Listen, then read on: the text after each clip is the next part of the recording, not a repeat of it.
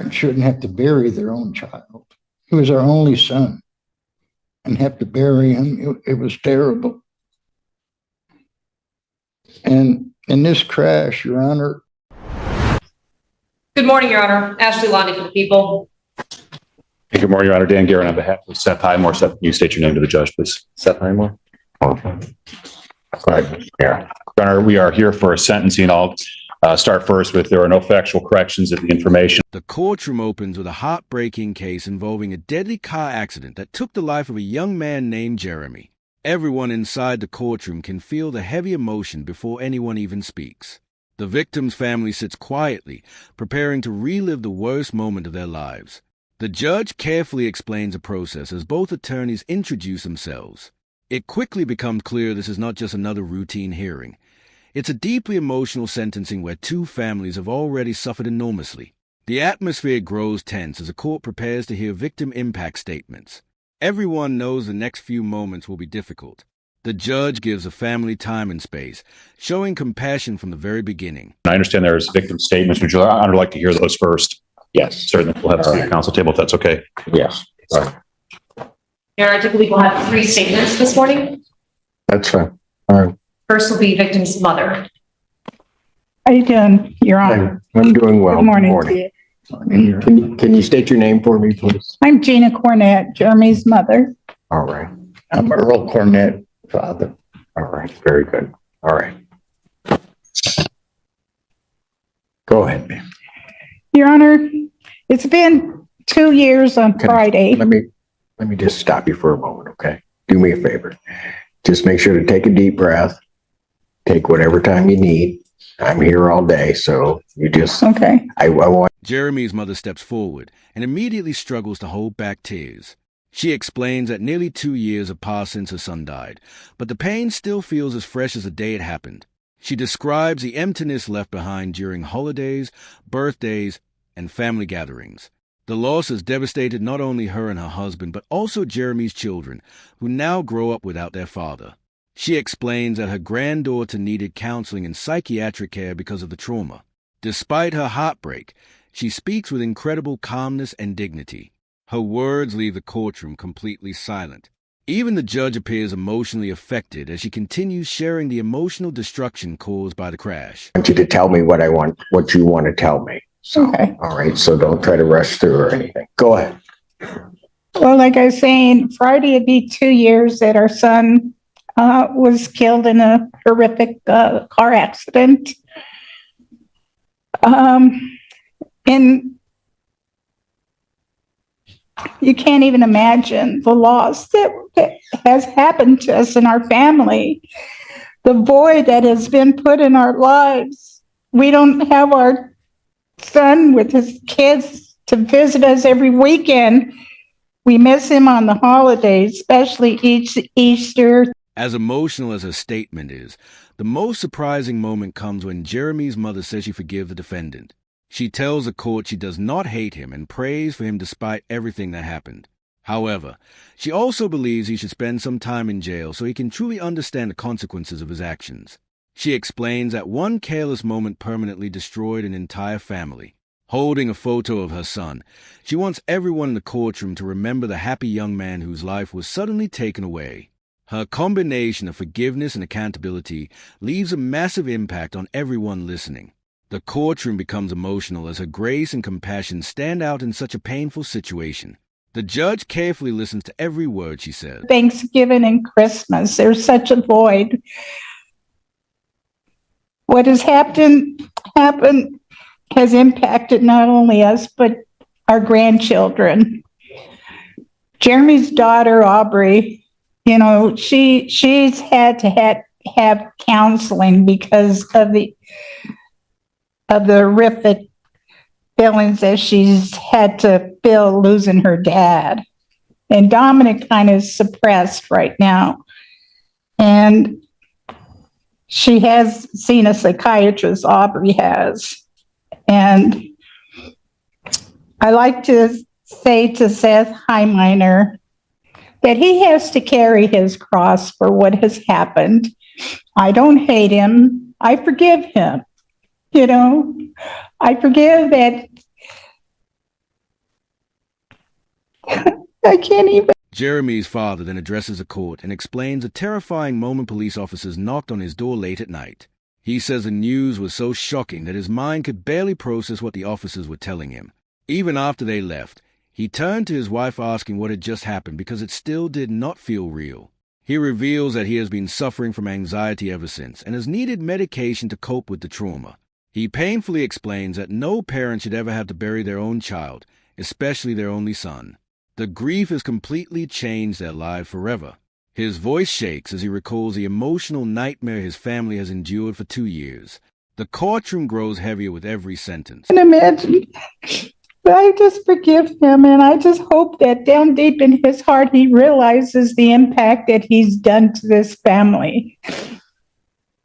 Our son didn't have a chance. He was just killed so fast and instantly. It just was horrible.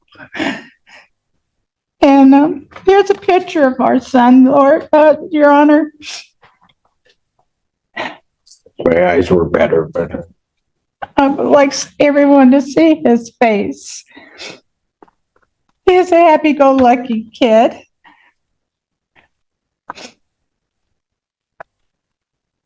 And I just feel, Your Honor, that whatever you decide on Seth's sentencing. Jeremy's father then speaks directly about the accident itself. He explains that the defendant allegedly used autopilot while driving at high speed through heavy traffic in the middle of the day. He says common sense alone should have prevented such dangerous behavior. Despite his anger and sadness, he still chooses not to demand harsh punishment. Instead, he leaves the final decision in the hands of the judge. He also says he and his wife will pray for the defendant's family because they know this tragedy hurt them too. His ability to remain respectful despite overwhelming grief earns visible respect from everyone in court. The emotional honesty in his statement makes the situation even more heartbreaking. The judge quietly thanks him for speaking. My feelings is that, I feel that he don't have to do whatever the max time that he has, but I feel he should at least do 3 months in jail to think about what he done to us. And I think that that's fair enough because he needs time to think about this. He does not even probably realize the impact he's done to this family. And I just want to say that I don't hate him. I pray for him, but he should be able to realize that what he's done has just been horrible. And that's all I got to say, Your Honor. thank you. Your Honor, Yes, sir. I've been thinking about this for 2 years now. It's been very hard. There's 2 officers come on that night at midnight, knock on the door, and give you some terrible news that your son was killed. I talked to them for 10 or 15 minutes and they left. And I turned around to my wife. I goes, what did they just tell me? Jeremy's girlfriend then approaches a podium and reveals something that shocks the courtroom. She was on the phone with him when the accident happened. For 2 years, she has replayed that moment over and over in her mind while trying to process the trauma. She explains that Jeremy was not only her boyfriend, but also her best friend. Losing him changed her entire life forever. Still, she says she does not want more lives ruined because of the tragedy. Instead of focusing only on punishment, she hopes something positive can come from the situation. She suggests the defendant should speak to young drivers about road safety and distracted driving. Her calm and thoughtful words leave a powerful impression on the judge. It didn't register in my mind. And since then, I've been on anxiety pills 2 years now because it was such a shock, I guess, to me and the children and our family. A parent shouldn't have to bury their own child. He was our only son, and have to bury him. It was terrible. And in this crash, Your Honor, After the emotional victim statement, the defense attorney stands up knowing how difficult his job has become. He begins by expressing sympathy for the victim's family and praises their grace and humility. The lawyer explains that this was not an intentional crime, but a tragic accident caused by negligence or inattention. According to the investigation, there was no evidence of alcohol, drugs, reckless racing, or phone use. He argues that the defendant may have zoned out after working a long, exhausting shift in the sun. The attorney also emphasizes that his client has no criminal history and has already suffered emotionally since the crash. He explains that the defendant deeply regrets what happened even if legal restrictions prevent him from saying too much publicly. The courtroom listens carefully as the defense tries to explain the unexplainable. He set his car on autopilot at 70 miles an hour, driving into Ann Arbor in rush hour. Everyone who lives in Michigan knows Ann Arbor traffic is backed up both ways, coming and going. And he did this in the middle of the afternoon. And I think he needs some common sense. I think common sense should have told him better than that, Your Honor. And I'm going to leave it to the discretion of the court and probation, the sentence. And I'm not going to recommend anything. And I'm going to say that my wife and me will pray. The judge begins speaking and immediately admits that cases like this are among the hardest he has ever handled. He explains that unlike many criminal cases, this situation does not involve an evil person intentionally hurting someone. Instead, a terrible mistake has left one family destroyed and another permanently burdened with guilt. The judge says balancing justice in situations like this is emotionally exhausting because nobody truly wins. He explains that both sides are suffering in different ways. While reviewing letters written about the defendant, the judge acknowledges that he appears to be a good young man who made a devastating mistake. For the Highmore family, because I know it's cost them a lot too. A very, very sad thing. And I want to thank you, Your Honor, for listening to us. Not a problem. Thank you. Hello, Your Honor. My name is Sherry Krogel, and I was the deceased was my boyfriend at the time. We were on the phone when it happened, so for 2 years, hearing on and off, trying to figure out what was going on. I've went through a lot of different emotions on how I feel on the situation. Still, the court cannot ignore that a life was lost forever. His words show how seriously he has been thinking about the sentence. The judge gives the defendant a chance to speak directly to the courtroom. The young man quietly apologizes and says he is extremely sorry for what happened. He admits that if he could change the past, he absolutely would. Although his statement is brief, the emotion in the courtroom remains intense. The judge watches carefully while the victim's family listens in silence. It is clear that no apology could ever fully heal the damage caused by the accident. Still, the moment adds another layer of emotion to an already heartbreaking hearing. The courtroom becomes completely still as everyone waits for the judge's final thoughts. The tension continues building toward sentencing. He was my best friend. You can't get that back. But I don't personally feel that all lives should be ruined. So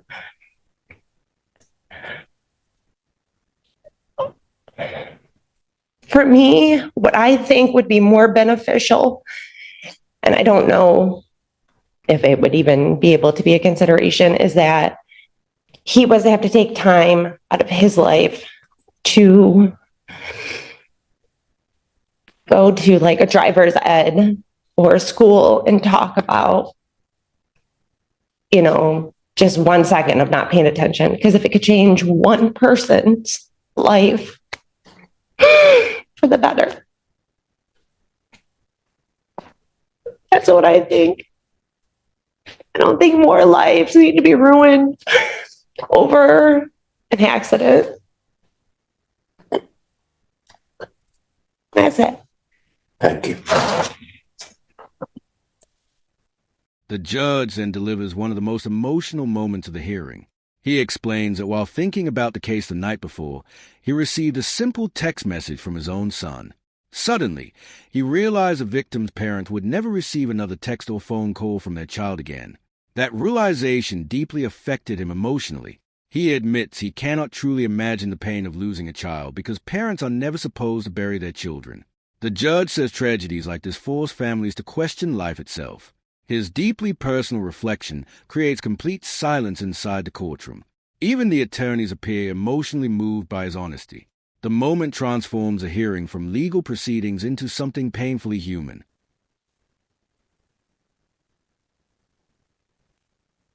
Nothing further from the people.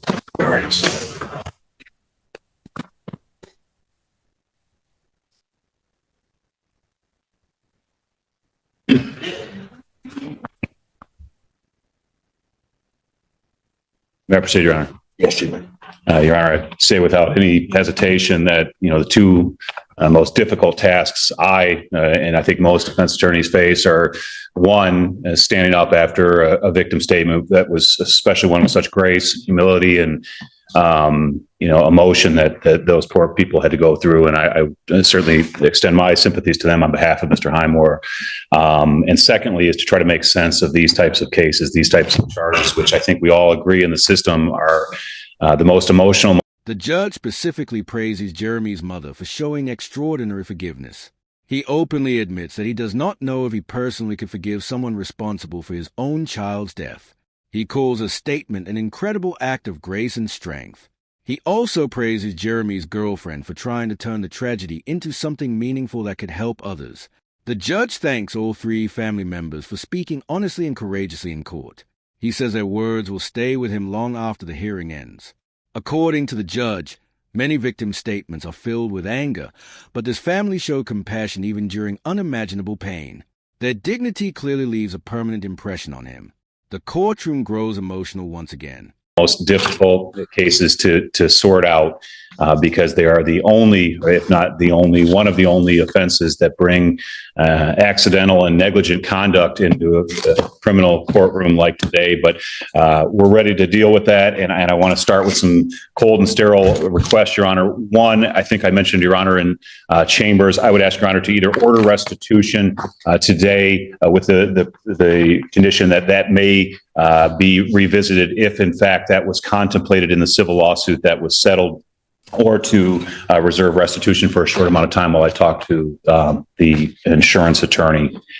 Secondly, Your Honor, of course, I'm asking you to follow the recommendation. I can't sit here and say I'm asking to oppose. In another emotional moment, the judge reveals that he had privately asked probation officers about Jeremy's father throughout the process.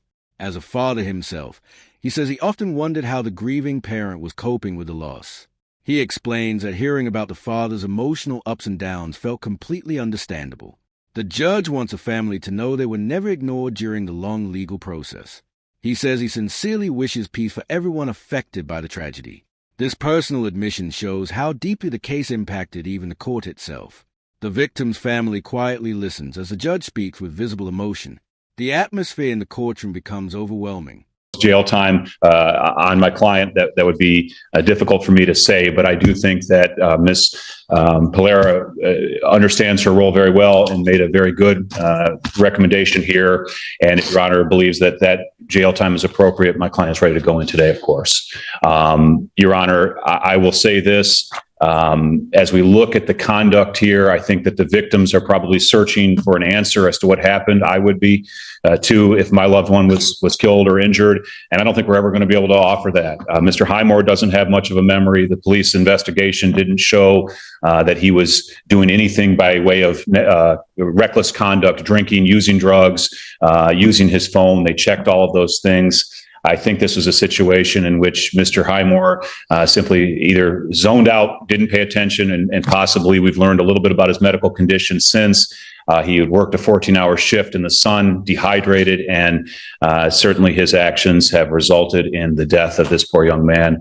I will say, of course, Your Honor, that Mr. Highmore has no prior criminal history, no subsequent criminal history. This was, of course, 2 years ago.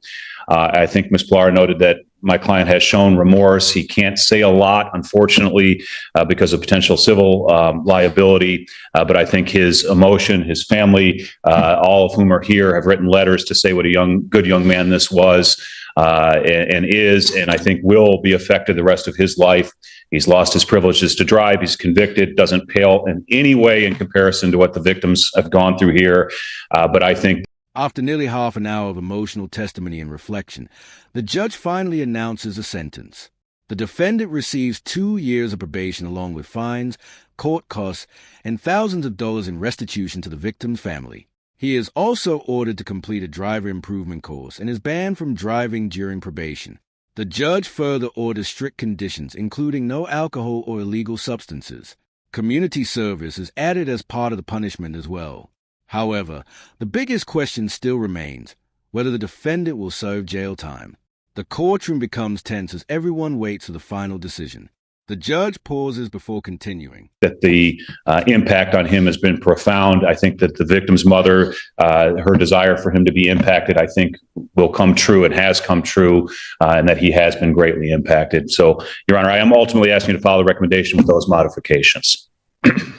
Yes, Ms. Levy. Yes, I saw. Thank you, Your Honor. As to the restitution issue, just so the record is clear, the restitution that's been recommended by probation to be ordered was simply for the funeral expenses for the victim. So there was a civil lawsuit that may or may not have included those funeral expenses, certainly did include other monies paid, but that is, just so the record is clear, the only thing that probation ordered was for the funeral. And as indicated, Your Honor, certainly we would never challenge the amount. It's just whether that was covered. And if not, then that will be certainly part of my client's order to pay back immediately. In this part, the victim's father explains how he received the shocking news from police officers late at night. He says it didn't even feel real at first, and since then he has been struggling with anxiety. He expresses that no parent should ever have to bury their child. He also mentions that the accident happened because the driver was careless. Then, the victim's girlfriend speaks and shares her pain, saying she was on the phone when the accident happened. She says losing him was devastating, but also adds that she doesn't want more lives to be destroyed. Instead, she hopes something positive can come from this tragedy. Well, let me just deal with that. The record should. Remembering the victim's girlfriend's suggestion, the judge decides to create something meaningful from the tragedy. He orders 250 hours of community service, specifically requiring the defendant to speak to young people about safe driving and distracted driving dangers. The judge says maybe one positive thing can still come from this devastating situation if future accidents are prevented. He wants a defendant to personally educate others about how one moment of inattention can destroy lives forever. The idea transforms a punishment into a lesson meant to protect others. The victim's girlfriend quietly agrees that this was what she hoped for. The courtroom recognizes a powerful symbolism behind the decision. The judge hopes the message will save lives in the future. Like that, I had a in-chambers conference with counsel. That issue was raised, and I will say that I'm going to order that restitution amount today.